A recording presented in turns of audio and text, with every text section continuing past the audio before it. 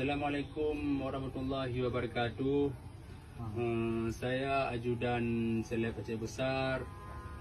Saya mewakili ajudan Marhabat dan ajudan Bang Herman. Dan saya menanggapi dan mengklarifikasi masalah yang berkembang selama ini yang tidak benar. Saya dan keluarga Bang Seleb baik-baik saja. Dan masalah WD, masalah kemasukan peng hasil dari TikTok, kalih lun musyawarah dengan mak Bang Seleb dan keluarga Bang Seleb, dan ini tidak dipermasalahkan oleh keluarga Bang Seleb.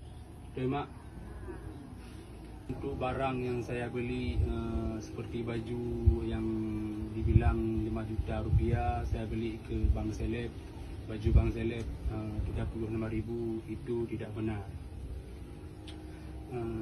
Saya mau semua ini baik-baik saja, dan tuduhan ini buat saya sudah saya maafkan, dan saya tidak mau bermusuh dengan siapapun.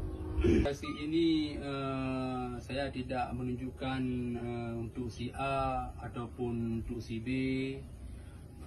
Jadi saya dan ajudan Marhabat, ajudan Bang Herman, saya minta maaf apabila ada kesalahan kami. Dengan ini saya mengucapkan terima kasih buat kawan-kawan yang sudah support Bang Seleb selama ini. Dan kami dengan keluarga Bang Seleb baik-baik saja.